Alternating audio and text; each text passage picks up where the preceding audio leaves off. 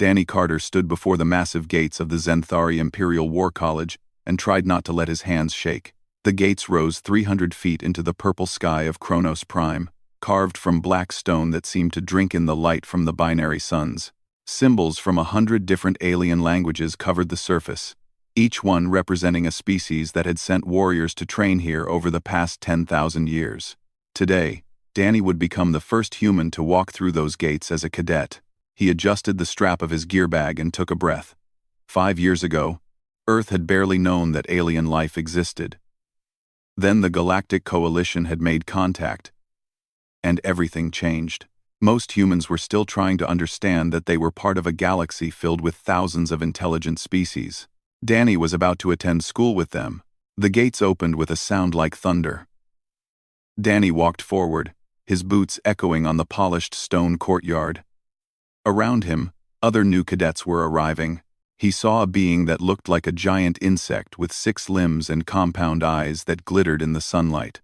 Next to her stood something that resembled a walking pile of rocks, each step making the ground tremble. A creature with 4 arms and red scales examined Danny with vertical pupils, then turned away as if he was not worth noticing. Danny had studied the major species in the coalition. The insect being was probably from the hive worlds, species that valued perfect coordination and teamwork. The rock creature was definitely a granite, known for incredible strength and durability. The 4-armed one was a Kraven, a warrior race that had conquered 12 star systems before joining the coalition peacefully. And then there was Danny. Human. Average height for his species at 5 feet 10 inches. Average build. No natural armor. No extra limbs. No ability to see in different light spectrums. Just a guy from Colorado who had scored high on the coalition's military aptitude tests and somehow gotten accepted to the most elite military academy in the known galaxy. A voice boomed across the courtyard, and all the cadets snapped to attention. Danny did the same, trying to copy the posture of those around him. A massive reptilian creature emerged from the main building, walking on 2 legs but with a tail that swayed behind him. His scales were dark green with scars crisscrossing his body. This had to be Commander Vexlar, the Academy's senior instructor. "Cadets," Vexlar said, his voice carrying easily across the space. "You stand in the most sacred place of learning in this galaxy. For 10,000 years, we have trained the finest warriors from every corner of known space. Only 3% of those who apply are accepted. Of those, fewer than half will graduate." He walked along the line of new cadets, his yellow eyes examining each one. When he reached Danny, he stopped. "A human," Vexlar said. The way he said it made it sound like a question and an insult at the same time. "Your species joined the coalition 5 of your years ago. You have no military tradition that we recognize, no evolutionary advantages that we can measure. Your physical capabilities are below average compared to most species here." Danny met the commander's eyes and said nothing. He had been warned this would happen. "I opposed your admission," Vexlar continued. "The council overruled me. They said we should give your species a chance to prove themselves. Very well. You are assigned to Alpha Company. Try not to die in your first week." The commander moved on, and Danny released a breath he had not realized he was holding. Around him, he could hear whispers from other cadets. Some sounded curious. Most sounded dismissive. The orientation continued for another hour. They learned about the Academy's rules, its history, and the expectations placed upon them. Then they were divided into companies and shown to their barracks. Danny found himself in a large room with bunks designed for various body types. His was human standard, but next to him was a bunk that looked like it was designed for the insect being he had seen earlier. She approached him that evening as he was organizing his gear. Up close, her compound eyes were even more unsettling. "I am Krina of the Hive Worlds," she said. Her voice had a strange clicking quality to it. "You are the human." "Danny Carter," he replied. "From Earth." "I have read about your world," Krina said. "Your species has no natural weapons, no armor, no enhanced senses. You are slower than cravens, weaker than granites, and your reaction times are below the galactic average.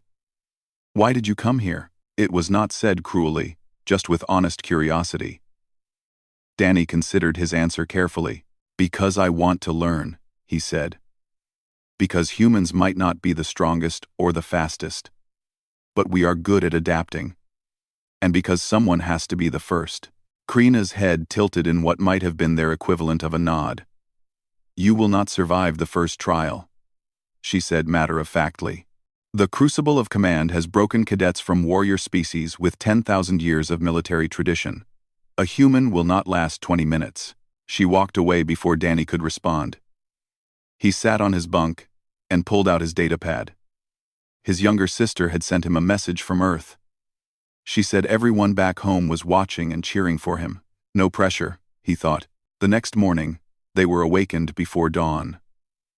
The first day of actual training began with a physical assessment. Danny joined 200 other cadets in the massive training facility. The obstacle course looked like something from a nightmare. Walls that shifted and moved, gaps that required jumping, distances that seemed impossible, and sections that tested strength, speed, and endurance all at once. Commander Vexislar stood at the starting line. This is a basic assessment, he announced. We need to understand what each of you can do. There is no passing or failing today. Just data. The cadets went one at a time. Danny watched in amazement as Krina used all 6 of her limbs to practically flow over the course, completing it in just under 3 minutes. The granite named Zarkoth simply walked through obstacles that were meant to be climbed, his rock-like body impervious to impacts. A Kraven cadet used his 4 arms to swing across gaps that others had to jump. When Danny's turn came, he approached the course with a strategy. He was not going to be the fastest, and he was not going to be the strongest. But he could be smart about it. He conserved energy where others wasted it. He used momentum and technique where others relied on raw power. When he had to climb, he found the easiest paths. When he had to jump, he calculated the angles carefully. He finished in the middle of the pack. Not impressive, but not embarrassing either.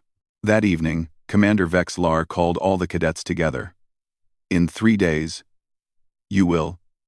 The 3 days passed faster than Danny wanted. He spent every spare moment in the academy library, studying military tactics from dozens of different species. The Kraven favored overwhelming force and direct assault. The Hive species used perfect coordination and swarm tactics. The Granite relied on defensive positions and attrition.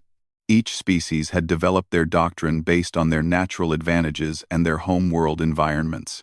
Danny realized something important as he studied.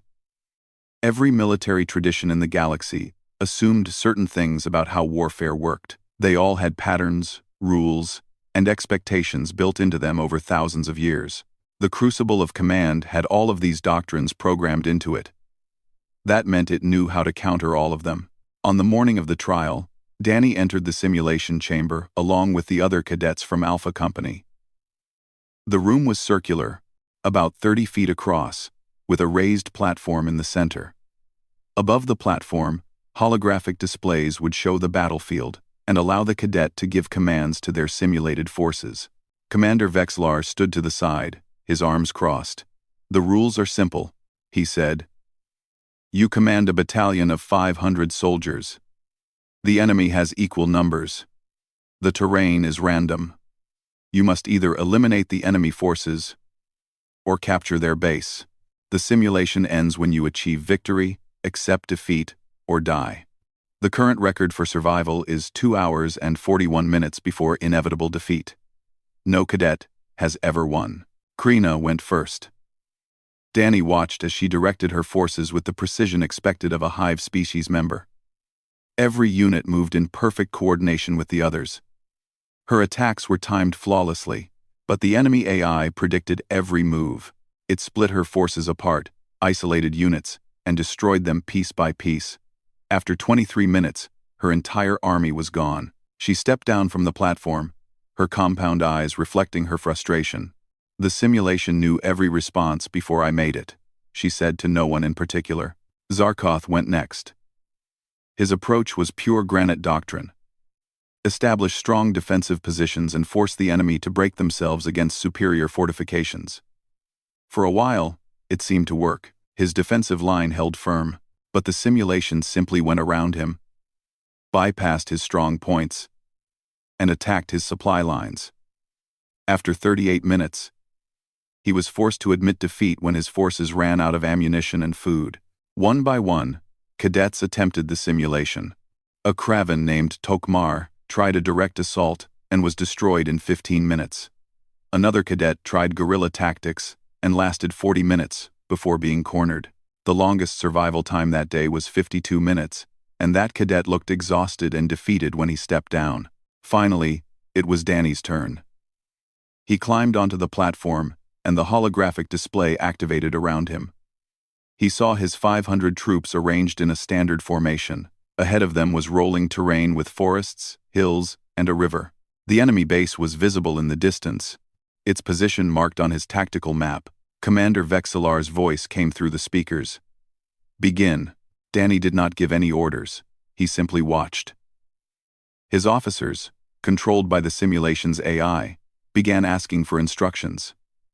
He told them to hold position and continue observing. 5 minutes passed. 10 minutes. 15. "Is the human frozen?" one of the watching cadets asked. But Danny was not frozen. He was learning.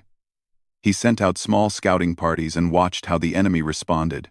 He deliberately exposed a weak point in his line and observed how quickly the enemy moved to exploit it. He was treating the first part of the simulation like a test, feeding the enemy small pieces of information while gathering data on how it thought. At the 20-minute mark, he gave his first real orders. But they were strange orders.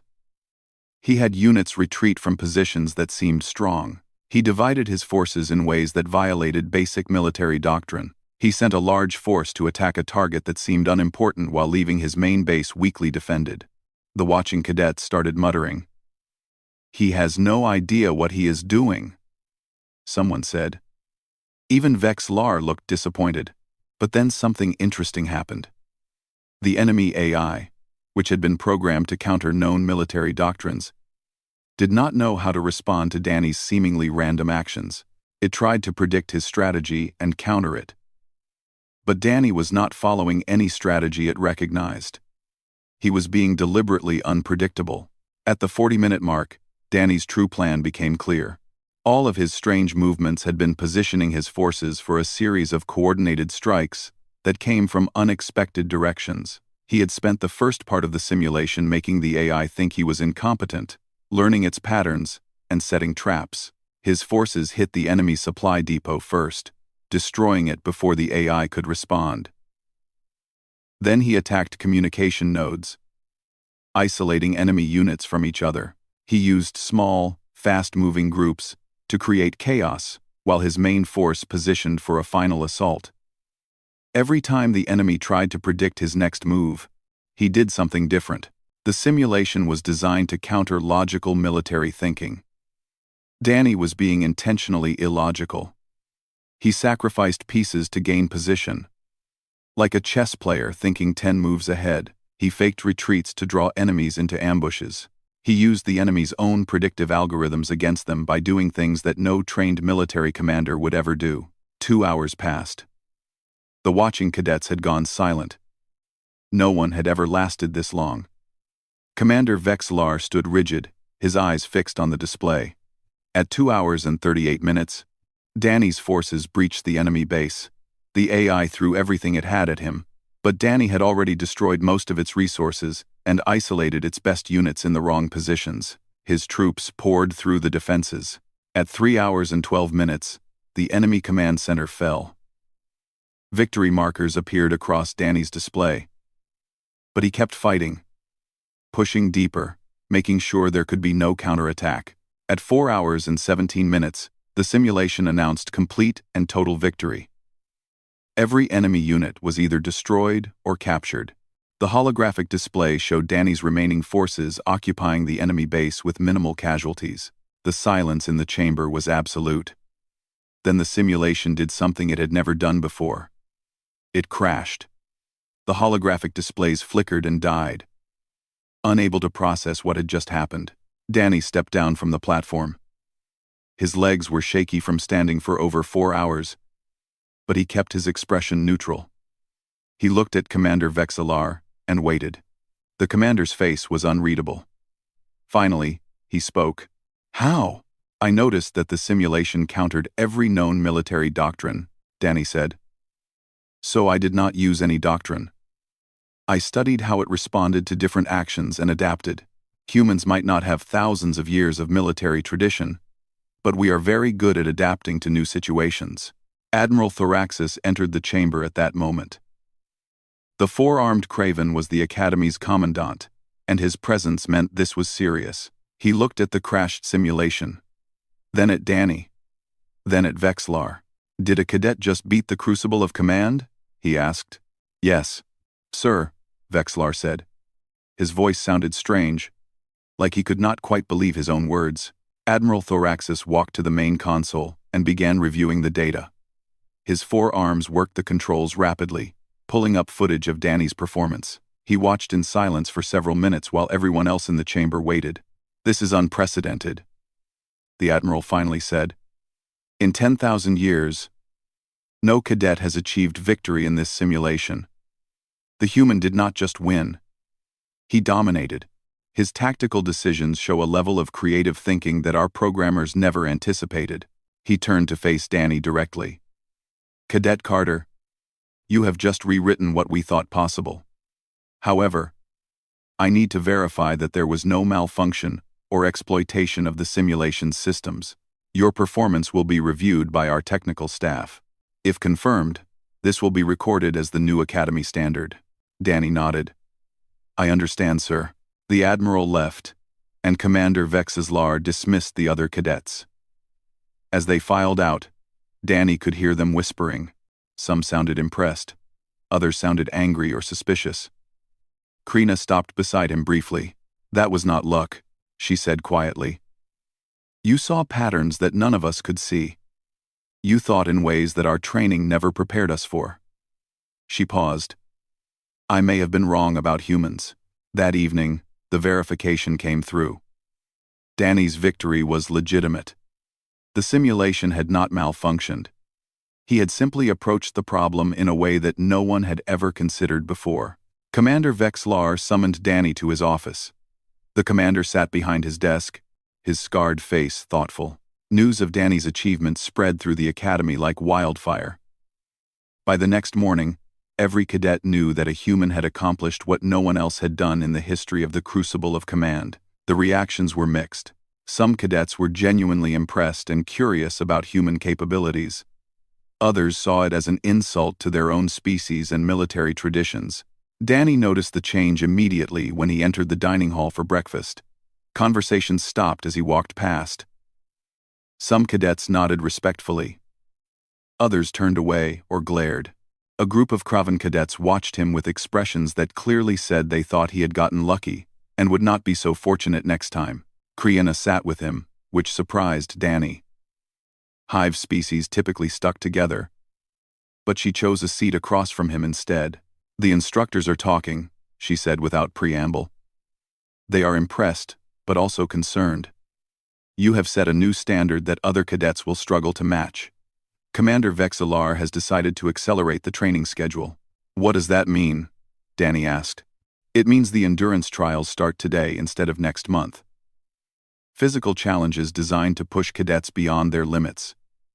They want to see if your mental capabilities translate to physical performance." Danny had been expecting something like this. The Academy could not let one exceptional performance define a cadet's abilities. They needed to test every aspect of what made a warrior effective. The announcement came during morning formation. Commander Vexillar stood before the assembled cadets, with several other instructors beside him. "For the next week, you will undergo the endurance trials," Vexillar announced. "These tests will push your bodies and minds to their breaking points. You will face zero-gravity combat, extreme temperature survival, long-distance marches under heavy gravity, and a final 72-hour continuous operation with no sleep. These trials separate those who merely wish to be warriors from those who have the strength to become them." He paused and looked directly at Danny. All cadets will face the same challenges. No exceptions. No advantages. Pure physical performance. The first trial began within the hour. They were taken to a massive chamber where artificial gravity could be adjusted. The challenge was simple in concept but brutal in execution. Cadets had to complete combat scenarios in zero gravity, then in double gravity, then in shifting gravity that changed randomly every few minutes. Danny watched as other cadets performed. Krina's 6 limbs gave her excellent control in zero gravity. She could orient herself quickly and move with precision. Zarkoth struggled in zero gravity because of his massive bulk. But when the gravity doubled, he barely seemed to notice, while other cadets could hardly move. When Danny's turn came, he faced immediate difficulties. Humans had evolved for standard Earth gravity. Zero gravity made him nauseous and disoriented. He vomited twice during the first scenario, which drew laughter from some watching cadets, but he kept going. He learned to use momentum and small movements to control his position. He adapted his fighting style to work without the sense of up and down. When the gravity doubled, Danny felt like someone had placed a crushing weight on his chest. Every movement took enormous effort. But he had trained for this back on Earth, knowing it would be part of the Academy's challenges. He completed the scenarios slowly, but he completed them. Several cadets who were physically stronger quit when the shifting gravity made them too disoriented to continue. The second day brought temperature trials. Cadets were placed in chambers where temperatures ranged from extreme cold to intense heat. Different species had different tolerances. Krina could survive temperatures that would freeze most others. A species called the thermal could walk through fire without harm. Humans fell somewhere in the middle. Danny could not match the extremes that some species endured. But he discovered something interesting. Humans had an unusual ability to regulate their body temperature through sweating. While other species either thrived in heat or shut down completely, humans could function across a wider range than expected. They just needed water and time to adapt. Danny lasted longer in the heat chambers than many larger, stronger species. When others collapsed from heat exhaustion, he was still functioning. The Academy's medical staff noted this with interest. One of them, a being that looked like a floating collection of tentacles, examined him afterward. "Your species has remarkable thermoregulation," the doctor said through a translation device. "Most species either evolved for hot environments or cold environments. Humans seem to have evolved for variability. Interesting adaptation for a Deathworld species." The third day was a 50-kilometer march in triple gravity while wearing full combat gear. This was where Danny expected to fail. Many species were simply stronger than humans. Zarkoth carried equipment that weighed as much as Danny's entire body without showing strain. The Craven cadets moved steadily under loads that would crush a human, but something unexpected happened around the 20-kilometer mark. The stronger species started to slow down. Their muscles, designed for power, were not as efficient for extended endurance. They needed rest breaks. Some began to overheat. A few had to drop out completely. Danny kept moving. His pace was slower than the strongest cadets, but it was steady. His human body, evolved for persistence hunting on Earth, was designed for exactly this kind of sustained effort. He could sweat to cool down. His tendons stored and released energy efficiently. His breathing and heart rate fell into a rhythm that could be maintained for hours. Lieutenant Amy Preston, the human liaison officer, watched from the sidelines with the other instructors. She had been a Marine before joining the Coalition Diplomatic Corps. "This is what humans do," she explained to a curious Hive instructor. "We are not the strongest or the fastest, but we evolved to chase prey across long distances until it collapsed from exhaustion. We can keep moving when others have to stop." By the 40-kilometer mark, Danny had passed several cadets who had started far ahead of him. Krina was still ahead, her multiple limbs distributing the load efficiently. Zarkoth was maintaining his pace through sheer toughness, but many others had fallen behind. Danny crossed the finish line in the top third of his class. Not exceptional, but far better than anyone had expected from a human. More importantly, he had finished when nearly half the cadets had either dropped out or failed to complete the march in the required time. That evening, Zarkoth approached Danny in the barracks. The massive granite settled himself on his reinforced bunk, with a sound like stones grinding together. "I have been watching you, human," Zarkoth said in his deep, rumbling voice. "You are not strong like my people. You are not fast like the Kraven. But you do not quit. You keep moving when others stop. This is also a kind of strength." "Thanks," Danny said, surprised by the compliment. "Do not thank me yet. Tomorrow is the worst trial. 72 hours with no sleep. Many cadets break during this one.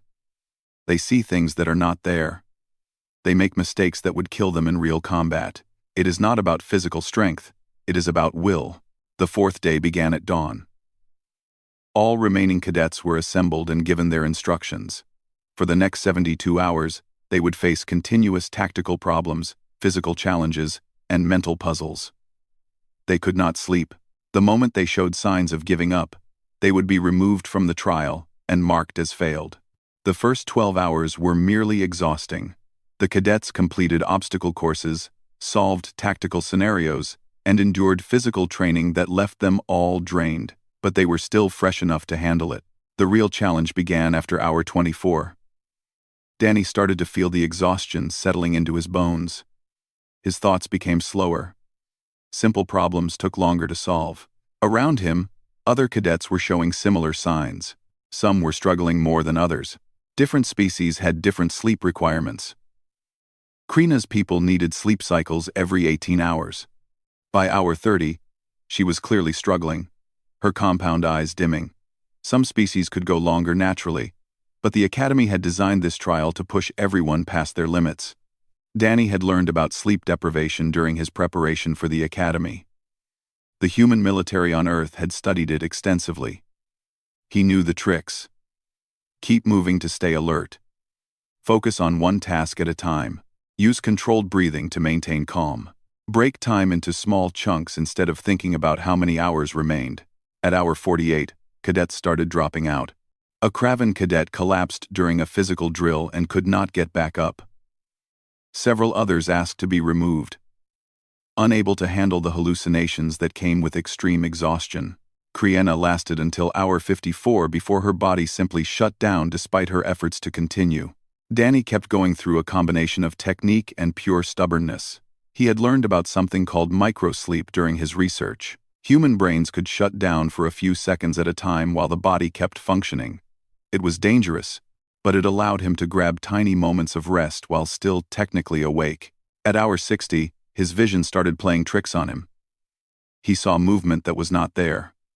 Colors seemed wrong, but he recognized these as symptoms of exhaustion, not reality, and kept pushing through. At hour 72, only 12 cadets remained. Danny was one of them. Zarkoth was another, his species naturally resistant to sleep deprivation. Several others from various species who had either natural advantages or exceptional willpower. When Commander Vexlar finally called an end to the trial, Danny's legs nearly gave out. He had completed all 72 hours. Medical staff rushed to check all the remaining cadets. Several needed immediate treatment for exhaustion. Danny was cleared after a brief examination and told to get at least 12-hour 3 days after the endurance trials. The surviving cadets assembled in the main briefing hall. Of the original 200 who had started the program, only 143 remained. The rest had either quit or been removed for failing to meet standards. Danny noticed that several of the Kraven cadets who had been openly hostile to him were gone. Admiral Thoraxis stood at the front of the hall, his forearms clasped behind his back. The massive Kraven commander waited for complete silence before speaking. "You have proven you can survive individual challenges," he said. "Now you will prove you can work as a team. In 2 hours, you will be transported to Xerxes 7, a jungle planet with extreme conditions. You will be divided into random teams of 10. Each team must survive for 1 week, complete tactical objectives, and reach an extraction point. The planet's wildlife is dangerous. The environment is hostile.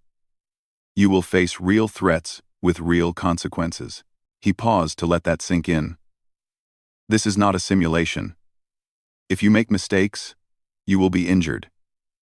If you fail badly enough, you may die. Medical teams will monitor you, but they will not intervene unless your life is in immediate danger. 40% of casualties in the coalition military happen during field exercises. You are about to understand why. The room remained silent. This was different from everything they had done before. Those had been tests. This was actual danger. Team assignments are random, the Admiral continued. You will work with cadets from different species with different abilities. Learn to trust them. Learn to use their strengths. Learn to cover their weaknesses. Dismissed.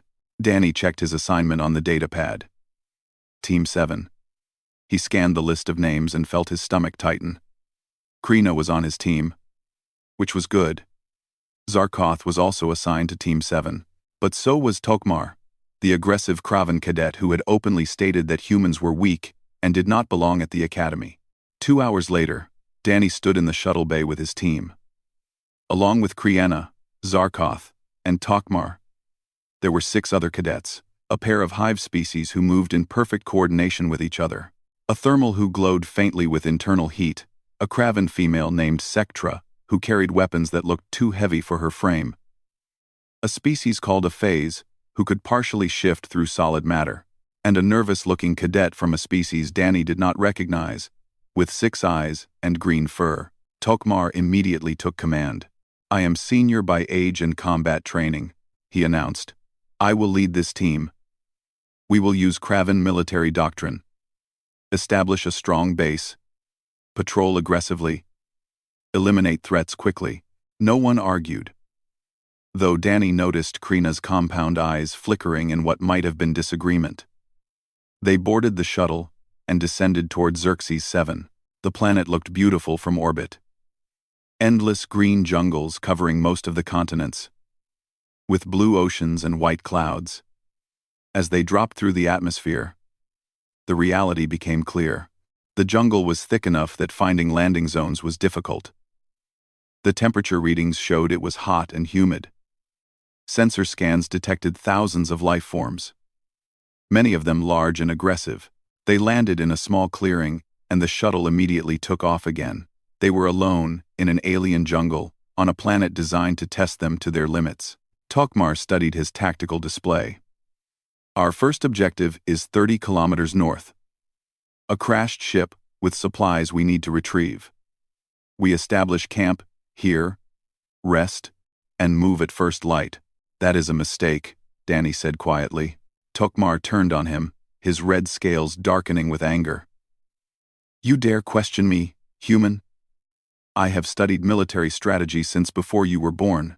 My people conquered star systems while yours were still banging rocks together. This clearing is a natural funnel, Danny explained, keeping his voice calm. Any predator in the area will use it. We should camp on high ground near water, with clear sight lines and multiple escape routes.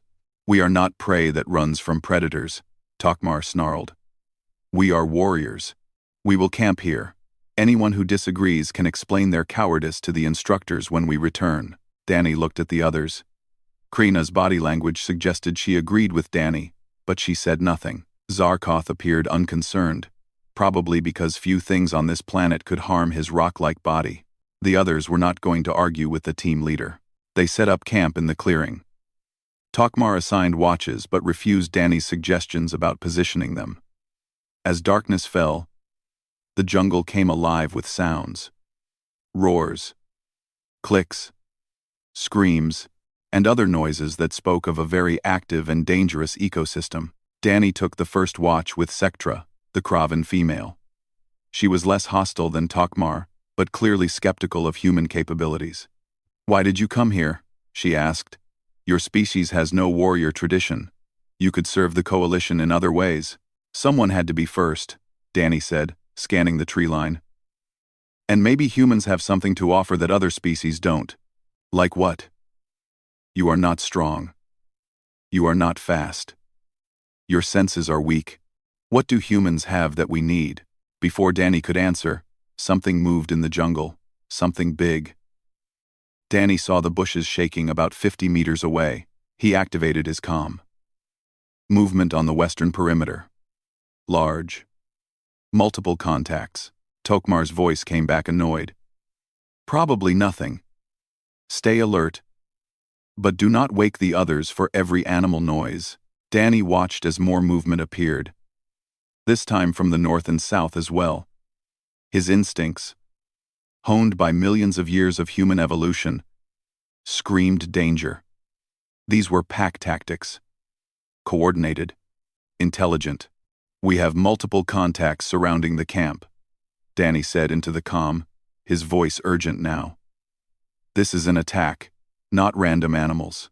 Tokmar emerged from his tent, angry at being woken. Human, if you cannot handle watch duty without panicking. The creatures hit them from 3 sides at once. They were low to the ground, covered in dark scales, with teeth designed for tearing flesh. Each one was the size of a large earth wolf. But they moved with frightening intelligence and coordination. The camp erupted into chaos. Cadets scrambled for weapons. Tokmar roared and charged at the nearest creature, using his natural Kraven strength to grab it and throw it back into the jungle. But there were at least 20 of the creatures, and they were working together like a military unit. Danny's mind went cold and focused. This was what humans had done for hundreds of thousands of years on Earth. They had survived as prey animals that became predators. He understood pack hunters because humans had been both the hunters and the hunted. Krina, take the east side with the phase, he shouted. Zarkoth, anchor the center. Everyone else, fall back to the supply cache and form a defensive circle. I give the orders, Tokmar shouted. But he was busy fighting off 3 creatures at once. Danny did not wait for permission. He grabbed a burning branch from their fire and threw it at the creatures approaching from the south. They recoiled from the flames. Fire. Predators feared fire because it was unpredictable and dangerous. Sectra, help me create a fire line, Danny called. She hesitated for only a second before understanding his plan. They grabbed more burning wood and began creating a barrier of flame on 2 sides of the camp. The creatures were smart enough to avoid the fire. They tried to circle around, but Danny was already moving. He made noise, threw objects, and created the illusion of more defenders than they actually had. He was using the predator's own intelligence against them. They were pack hunters, which meant they calculated risk versus reward. Danny was making the cost too high. Krina coordinated with the other hive species cadets, their natural teamwork, allowing them to cover multiple angles simultaneously. Zarkoth stood like a living wall, his rocky body impervious to the creature's teeth. The phase shifted partially out of reality, confusing the creatures when they tried to attack him. After 15 minutes of coordinated defense, the creatures retreated. They had lost 3 of their pack and failed to bring down any prey. The cost was too high. They melted back into the jungle, leaving the cadets breathing hard but alive. Tokmar had injuries on his arms and legs, though nothing serious. Several others had minor wounds. But they had survived because Danny had organized the defense, while Tokmar was too busy fighting to lead. You should have followed my orders, Tokmar growled at Danny. Your orders would have gotten us killed, Danny replied calmly. This clearing was indefensible. The creatures used it exactly like I said they would. You dare. Stop, Zarkoth's deep voice rumbled. The massive granite moved between them. The human was right. I have lived through many battles. What he did was sound tactics. We survived because he understood how pack predators think. Tokmar looked like he wanted to argue, but his pride was already wounded. He had been outmaneuvered by a species he considered inferior. Instead of responding, he turned and walked away. Krina approached Danny. We need to move camp, she said. You were correct about this location. Will you show us where we should go? For the first time, the team was listening to him. Danny led them to a rocky outcrop he had spotted earlier. It was higher ground with water nearby, good sight lines, and only one easy approach that they could defend. They relocated in the darkness and set up a proper defensive position. This time, when Danny suggested watch rotations and defensive positions, people listened. Even Sektra admitted that his ideas made sense. As dawn broke over the jungle, Tokmar called a team meeting. His pride was clearly injured, but he was smart enough to see reality. "I am still team leader," he said, "but the human has knowledge that is useful. Danny, you will be my tactical advisor." It was not exactly an apology, but it was acknowledgement. Danny nodded, acceptance. Over the next 6 days, the team learned to work together. Danny's understanding of wilderness survival proved invaluable in the jungle environment. Krana's coordination abilities helped them move efficiently. Zarkoth's strength saved them multiple times. Even Tokmar's aggressive Kraven tactics had their place in certain situations. They retrieved their objective, handled several other challenges, and made their way toward the extraction point. Along the way, they encountered other teams. Some had lost members to injuries. One team had lost their leader to a particularly dangerous creature. Team 7, working together despite their differences, had survived intact. On the final day, as they waited at the extraction point, Tokmar approached Danny. "I was wrong about humans," he said bluntly. "You are not weak. You are different. Your strength is not in your body, but in your mind. You see patterns that others miss. You understand things about survival and tactics that my military training never taught me." "Thanks," Danny said. "And I learned from you too. Sometimes aggressive action is the right choice. Different species, different strengths." The shuttle arrived and took them back to the academy. As they flew up through the atmosphere, Danny looked down at the jungle that had tested them. They had survived not because any one species was superior, but because they had learned to work together and use everyone's unique abilities. The day of the final trial arrived with gray skies over the academy. Danny stood with the other remaining cadets in the briefing hall, listening as Commander Vexlar explained the challenge that would determine their final rankings. "The infiltration mission is simple in concept," Vexlar said, his scarred face serious. "You must infiltrate a heavily defended enemy base, retrieve a data core from the central command center, plant explosives at 3 key locations, and escape without being captured. You will do this alone. No team to support you. No backup plans if you fail." Holographic displays showed the target. It was a massive fortress with multiple layers of security. Guard towers, patrol routes, sensor systems, and automated defenses. The simulation was based on real military installations from across the galaxy. "The current Academy record is 4 hours and 38 minutes, Vexlar continued. "Set by General Kethrak of the Kraven Expeditionary Forces when he was a cadet here 50 years ago. Most cadets take between 8 and 12 hours. Some take longer. A few fail completely and must repeat the trial." He paused and looked across the assembled cadets. Danny noticed that his gaze lingered on him for a moment longer than the others. "All of you will face the same challenge. Same difficulty. Same defenses. There will be no adjustments for species advantages or disadvantages. This is about what you can do as an individual warrior. Begin when called." The cadets were taken to individual simulation chambers. Danny would not see how the others performed until his own attempt was complete. Krina went first, and Danny was called after her. As Danny waited outside the chamber, Lieutenant Amy Preston approached him. The human liaison officer had been watching his progress throughout the training. "Whatever happens in there, you have already proven something important," she said. "You have shown the galaxy that humans belong among warriors. You have earned the respect of species that have been waging war for thousands of years. Remember that." "Thanks," Danny said. "But I need to complete this. Not just for me, but for every human who will come after me."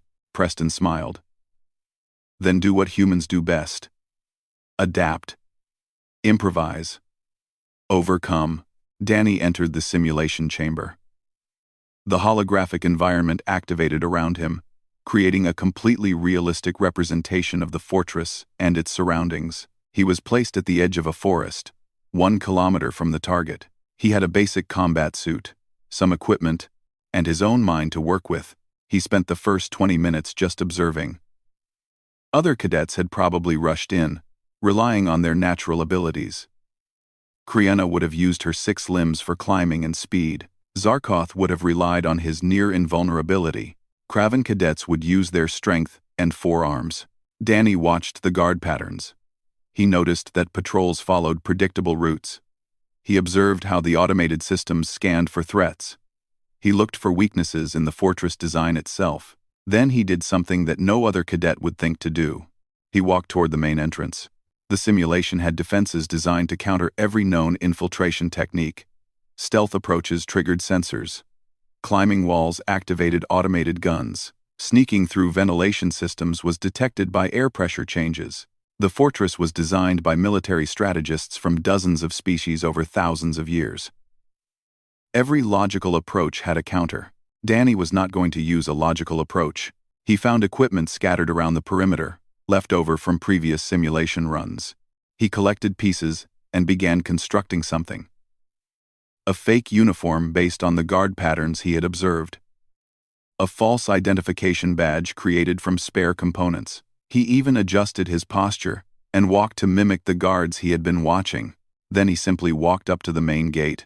The guards at the entrance were holographic AI constructs, but they were programmed with sophisticated behavior patterns. They challenged Danny, asking for identification. He provided his false badge and explained he was a new transfer from another facility. He had observed how guards spoke to each other and mimicked their casual behavior. The AI processed his identification. For a moment, Danny thought it would reject him. But the simulation's security systems were designed to catch infiltrators, not to question properly identified personnel. His fake badge matched the format and encryption patterns closely enough. The AI let him through. Inside the fortress, Danny continued his act. He walked confidently, nodding to other holographic guards as he passed. He asked for directions to the command center, claiming he was new and still learning the layout. The AI guards pointed him the right way, never suspecting that he was an intruder. He reached the command center in under an hour. Getting the data core required him to bypass security systems, but he did so from the inside where defenses were lighter. He downloaded the data and moved on to his next objectives. Planting the explosives was more challenging. The key locations were monitored carefully, but Danny had noticed something during his observation. The guards were watching for external threats. They assumed anyone inside the fortress had already been cleared by security. He used this blind spot to position himself near each target during shift changes when guards were distracted. When he planted the 3rd explosive, an alarm finally triggered.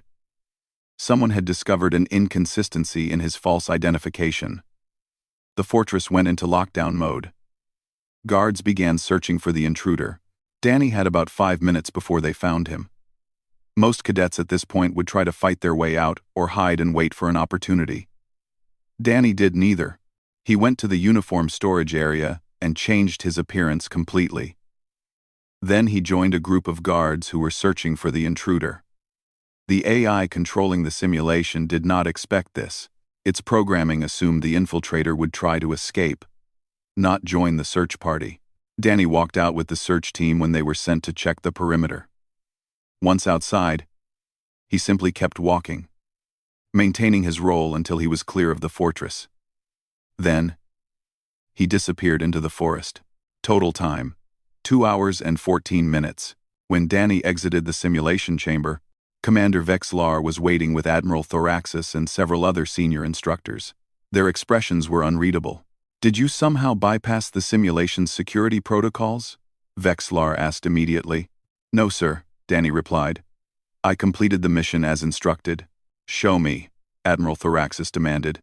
They reviewed the footage of Danny's attempt. The room fell silent as the instructors watched him walk through the main gate, navigate the fortress while pretending to be a guard, and ultimately escape by joining the search for himself. "This is not how infiltration is done," one instructor protested. "He did not use stealth. He did not overcome physical barriers. He simply lied his way through." "And it worked," Admiral Thoraxis said quietly. "He analyzed the target, identified a weakness that none of our planners anticipated, and exploited it perfectly. He completed the mission in half the time of the current record." "But is it legitimate?" another instructor asked. This is not military doctrine from any known species. Exactly, Vexlar said, and there was something in his voice that Danny had never heard before. Respect. It is not from any known doctrine because humans do not have traditional military doctrine like other species. They adapt. They improvise. They find solutions that no one else would consider. The Admiral turned to Danny. Cadet Carter, your approach was unorthodox to the point of being revolutionary. You did not overcome the fortress's defenses. You made them irrelevant. This is a level of tactical thinking that we have not seen at this academy in my lifetime. Over the next hour, they verified every aspect of Danny's performance. Other cadets began finishing their own attempts. Krina completed the mission in 6 hours and 47 minutes, using her natural agility and coordination. Zarkoth took 9 hours, relying on his durability to withstand defensive systems. Tokmar finished in 7 hours using traditional Kraven assault tactics. When all the results were compiled, Danny's time stood alone at the top. 2 hours and 14 minutes. Less than half the previous record. The achievement was so extraordinary that it required a full academy review. 3 days later, the midterm ceremony was held in the Grand Hall. All remaining cadets assembled in their dress uniforms. Faculty and staff lined the walls. The ceremony was also broadcast to the Coalition worlds, including Earth. Admiral Thoraxis stood at the podium with a small box in one of his hands. This academy has trained warriors for 10,000 years, he began. We have taught cadets from thousands of species. We have seen courage, strength, and skill in every form imaginable. But rarely do we see something truly unprecedented. He opened the box, revealing a star-shaped medal made of some crystalline material that seemed to glow from within. The Star of Excellence is awarded only when a cadet achieves something that redefines what we think possible. It has been given only 47 times in the Academy's history. The last time was 73 years ago. Admiral Thoraxis called Danny forward. The human walked to the podium, very aware that every eye in the hall was on him. Cadet Danny Carter, in recognition of your exceptional achievements during tactical simulations, endurance trials, wilderness survival exercises, and infiltration operations, you are hereby awarded the Star of Excellence. You have not only met the Academy's standards, you have forced us to reconsider what those standards mean. You have shown this Academy, and the galaxy, that true warriors are not defined by physical advantages or ancient traditions, but by adaptability, creativity, and the will to succeed against any odds. The Admiral pinned the medal to Danny's uniform. The hall erupted in applause. Not polite ceremony applause, but genuine recognition. Even cadets who had doubted humans were clapping. Tokmar was on his feet, his forearms raised in a Kraven gesture of respect. Krina's compound eyes reflected pride. Zarkoth's rumbling voice added to the sound. After the ceremony, people surrounded Danny. Cadets wanted to shake his hand or exchange greetings in their species' traditional ways. Instructors who had been skeptical now treated him as a legitimate warrior scholar. Lieutenant Preston was openly crying, proud of what this meant for humanity's place in the galaxy. Later that evening, Danny found himself on the Academy's observation balcony, looking up at the alien stars. He was exhausted, overwhelmed, and trying to process everything that had happened. Commander Vexlar joined him, standing silently for a moment before speaking. I told you on your first day that humans had no place here, the old warrior said. I was wrong. Not just wrong, but blind. You did not prove that humans are superior to other species. You proved something more important. What's that, sir? Danny asked. That every species has unique strengths, and that diversity makes us all stronger. You succeeded not by being better than others at what they do, but by approaching problems in ways they never considered. You have taught this academy a valuable lesson. Danny nodded, not sure what to say. There is something else, Vexlar continued. I received a message today. 27 more humans have applied to the academy for next year's class. Your success has inspired them. Earth is watching what you have done, and they are proud. Danny felt the weight of that responsibility. He was not just representing himself anymore. He was the first, and what he did would shape how the galaxy saw his entire species. I did not do this alone, Danny said. Krina taught me about coordination. Zarkoth showed me what true strength looks like. Even Tokmar taught me lessons about courage and pride. Everyone here made me better. Vexlar's scarred face might have shown the slightest hint of a smile. That is the mark of a true warrior and leader. Someone who learns from everyone and brings out the best in those around them. You have a future in the Coalition military, Cadet Carter. Perhaps a very distinguished one. As Vexlar left, Krina and several other cadets joined Danny on the balcony. They stood together, representatives of different species from across the galaxy, united by shared challenges and mutual respect. So what happens now? Krina asked. Now we continue training, Danny said. The hard part is not getting accepted or proving we belong. The hard part is living up to what we have shown we can be. Spoken like a true warrior, Zarkoth rumbled. They stood together watching the stars, each knowing that they had been part of something historic. One human had changed how the galaxy viewed his species, but more importantly, Danny Carter had reminded everyone that the greatest strength was not in being superior, but in learning to work together despite differences. On distant Earth, billions of humans watched the recordings of the ceremony and felt something they had not felt since joining the galactic community: pride, hope, and the knowledge that they had a place among the stars, not because they were the strongest or the fastest, but because they were human. And that was enough. The Academy's records would show that Danny Carter had shattered every expectation and broken records that had stood for decades. But his real achievement was not in the numbers or the medals. It was in showing the galaxy that humanity's strength came from adaptability, creativity, and the refusal to give up. The day one human broke the galaxy's toughest military academy was the day the galaxy learned that humans did not need to be the best at everything. They just needed to be themselves, and sometimes that was more than enough. Back at the academy, Admiral Thoraxis reviewed all the team performances. Team 7 had completed all their objectives, survived with no serious injuries, and worked together effectively despite initial conflicts. It was one of the best performances of the exercise. That night, Krina found Danny in the barracks common area. The final trial is in 3 days, she said. The infiltration mission. It is individual, not team-based. Every cadet must complete it alone. The current record is 4 hours and 38 minutes, set by a Craven general 50 years ago. Danny nodded. He had heard about this test. It was the final challenge before midterm evaluations, and it determined class rankings and future military placements. You have surprised everyone so far, Krina continued. But this trial is different. It tests everything: physical ability, tactical thinking, adaptability, and willpower. Many believe you will fail here because it requires abilities that humans simply do not have. We'll see, Danny said. That seems to be what everyone keeps saying before I do something they think is impossible. Krina's compound eyes glittered with what might have been amusement. Yes, I suppose it is. Good luck, Danny Carter. You have shown me that humans deserve respect. Now show the galaxy. Of sleep. As he stumbled back to his barracks, he found Lieutenant Preston waiting for him. Well done, Carter, she said. You just showed the galaxy that humans belong here.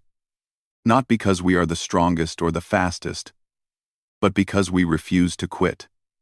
That is going to matter in the days ahead. What happens next? Danny asked, his words slightly slurred from exhaustion. Next comes the real test. Live combat exercises on a hostile planet. You will be placed in a random team with cadets from different species. You will have to work together, trust each other, and survive real danger. This is where theory meets reality. Danny nodded and continued to his bunk. As he collapsed onto it, he had one last thought before sleep claimed him. He had proven he could match other species in physical trials. Now he had to prove that humans could be team players in actual combat. The hardest challenges were still ahead. I told you that humans had no place here, Vexlar said. I was wrong. However, you have now made yourself a target. Every cadet in this academy will want to prove that your success was a fluke. They will push harder, train longer, and study your methods. You have painted a target on yourself, Cadet Carter. I understand, sir, Danny replied. Do you? Vexlar leaned forward. Your next trials will be adjusted to level 9 difficulty.